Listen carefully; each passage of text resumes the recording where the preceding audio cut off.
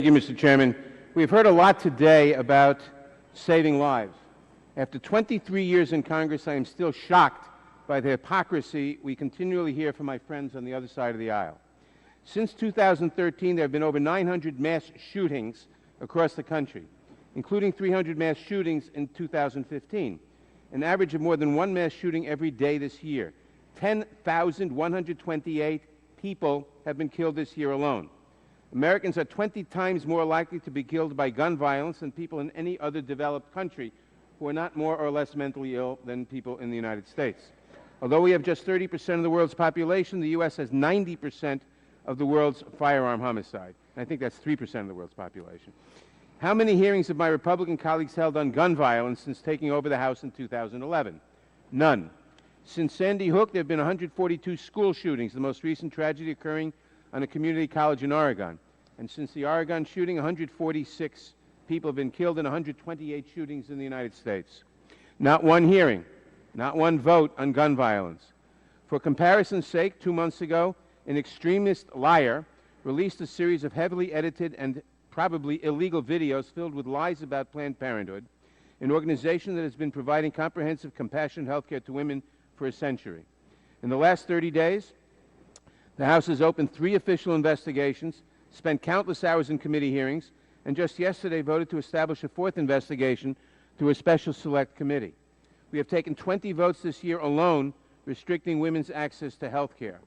This very hearing is the committee's second in 30 days on Planned Parenthood, despite the fact that this entire farce is knowingly based on lies. If my colleagues had even one shred of evidence that Planned Parenthood had broken any laws, they would have gone to a state or federal prosecutor right away. But they didn't, and they don't. Perhaps that's why one of my Republican colleagues, Mr. Chaffetz, announced on TV just last week that there is no evidence Planned Parenthood has broken any laws.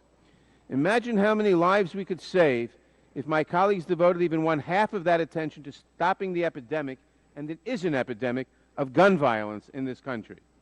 My colleagues will claim that we cannot possibly take any action on gun violence because the right to own a gun is protected by the Constitution.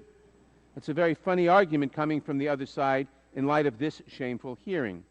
You know what else is protected by the Constitution? A woman's right to access abortion and to make her own choices about her health care and whether to get an abortion. Yet the same colleagues who refuse to take any action on gun violence have no problem tossing the Constitution out the window to impose their own moral opinions on all American women. Measures passed at the state and local level put unbelievable restrictions on a woman's right to access an abortion.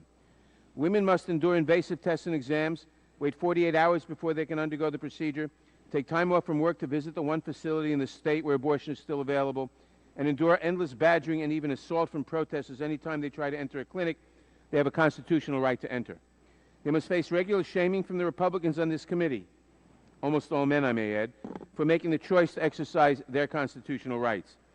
Yet there are no such restrictions for acquiring a gun. You can walk into a gun show at noon and walk out 15 minutes later with a high-capacity magazine and a semi-automatic rifle in your hands. No background check, no ID, no way of making sure the gun purchase is going to someone with the proper safety training and with no history of domestic violence. Imagine if we made people jump through the same hoops to buy a firearm as they do for having an abortion. Imagine the invasive questions about why are you getting the gun and whether or not you've considered all your options. Imagine the only way to get a gun was to prove through a police report that you've been raped or assaulted in the past, or have a lawyer certify that your life is in imminent physical danger unless you get a gun. Think about being shamed and shouted at and forced to look at graphic images of gun violence as you walk into a gun shop. That outrage you feel, that nagging feeling that the government has no right to put any restrictions on your constitutional right, that is what a woman feels every time she tries to make a decision about her health and about whether or not to access her constitutional right to an abortion. Until this committee is ready to face the real crisis of gun violence in our country, to take a firm stand that enough is enough and that it is time for real action, these proceedings will remain a hypocritical farce. Ms. Frederickson, are you aware that the Center for Medical Progress obtained its nonprofit status from the IRS by representing itself as a nonprofit based on biomedical research, and they did not indicate their political activities in their application? And is this a fraud? Is this illegal to provide false information to the IRS? Mr. Nadler, yes, to your first question, they did indeed. Use your mic. They did indeed make that application, and I do believe it is a fraud and illegal. Thank you. My last question is, at the moment, 3 House committees and 1 Senate committee are investigating Planned Parenthood. The majority has proposed using taxpayer dollars to establish a select panel that would launch its own 5th investigation. What do you make of the fact that the majority has committed these resources to attacking Planned Parenthood and almost none to investigating alleged illegal activity at the Center for Medical Progress? Well, I think it indicates that the true agenda here is to undermine women's right to make personal decisions in consultation with her doctor and her family and exercise her constitutional rights to choose her own health care. As do the testimony of 3 witnesses who have nothing to say about Planned Parenthood, but have to say about about abortion generally. Thank you very much. I yield back.